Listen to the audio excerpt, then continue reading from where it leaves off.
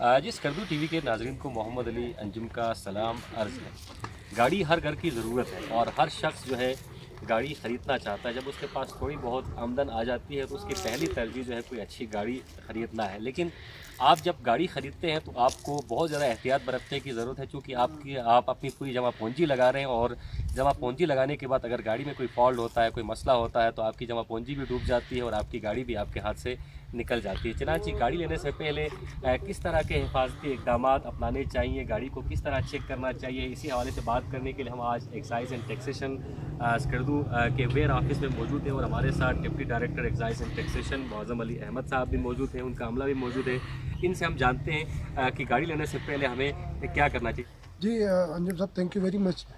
मैं आपके चैनल के तवसुत से अपने जीबी के जो हमारे आवाम है उनको ये बताना चाहूँगा कि गाड़ी लेने से पहले एक तो इस चीज़ को आपने कंफर्म करना है कि जो गाड़ी हो वो कट एंड वेल्ड ना हो, टेम्पर्ड ना हो, इसके डॉक्यूमेंट्स में कोई ऐसी अपना चीज़ ना हो कि आपको बाद में फिर लेने के देने पड़े।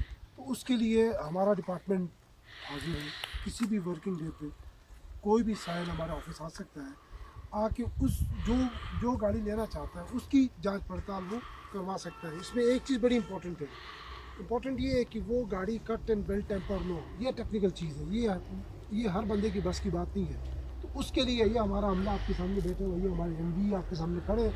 इनकी जॉब डिस्क्रिप्शन में ये है कि उन्होंने ये बताना है कि इसकी फैक्चुअल पोजीशन क्या है।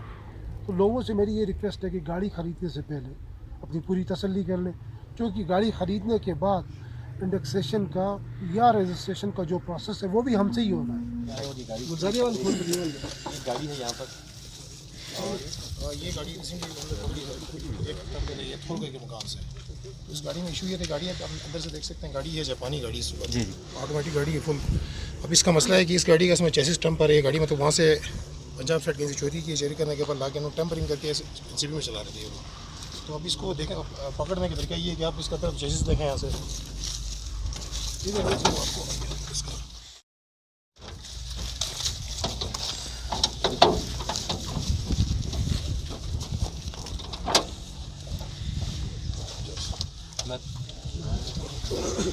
तो आप इसका ये देखें, इसका जो डिजिट वगैरह आप देखें, इसके ओरिजिनल साइज़ के जो उसका अपना जो कंपनी का जो आता है उस हिसाब से नहीं है।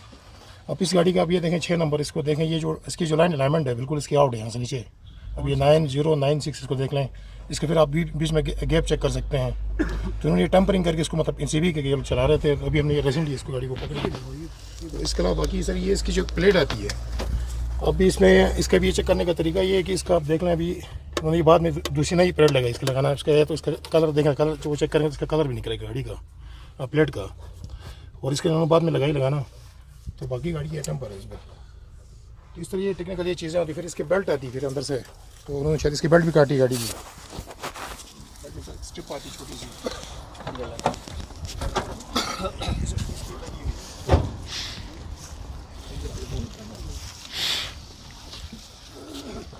अब ये देखें, इसकी एक स्ट्रिप आती है यहाँ पे पीछे, जिस पे गाड़ी की पूरी डिटेल होती है इसकी उन्होंने इसकी स्ट्रिप भी काटी है यहाँ से।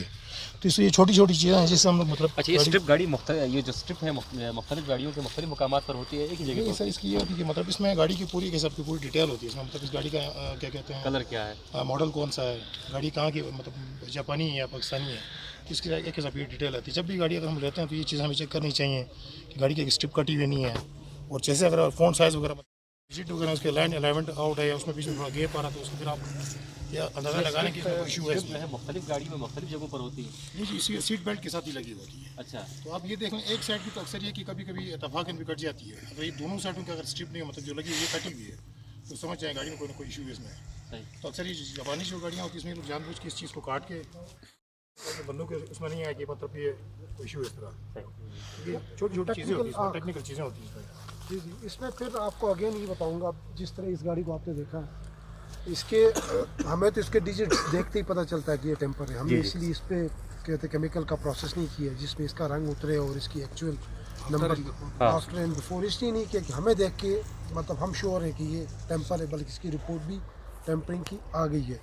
अब जो आम सारिफ है जो आम ऑनर है, जब वो लेता है तो वो इस चीज़ को डिफरेंशिएट नहीं कर सकता। मैं इसीलिए कह रहा हूँ कि डिपार्टमेंट से आपने ज़रूर कंसल्ट करना है, क्योंकि ये टेक्निकल आँख है, ठीक है ना, वो इसको आइडेंटिफाई कर सकता है कि ये सो आज हम मौजूद थे एक महकमा एक्साइज एंड टैक्सेशन के वेयर हाउस में, और गाड़ियों के हवाले से हमने जानकारी लेने की कोशिश की। आप तमाम दोस्तों के लिए पैगाम है कि गाड़ी आप ख़रीदते हैं और गाड़ी यकीनन हर घर की ज़रूरत है, आप अपनी आमदन उस गाड़ी के लिए गाड़ी पर लगाते हैं, तो तसल्ली करें, एक बार महकमा एक्साइज एंड टैक्सेशन के करीबी दफ्तर चले जाएं। वहाँ जो माहिरीन मौजूद हैं, एक्साइज एंड टैक्सेशन के जो अहलकार मौजूद हैं, उनसे राय लें, अपने जो चेसिस नंबर है वो चेक करवाएं और तसल्ली से गाड़ी लें। बात को ये गाड़ी कहीं आपके लिए वबाल जान ना बन जाए। अपने मेज़बान मोहम्मद अली अंजुम को excise and taxation warehouse Skardu से इजाज़त दीजिए। अल्लाह हाफ़िज़ नासिर।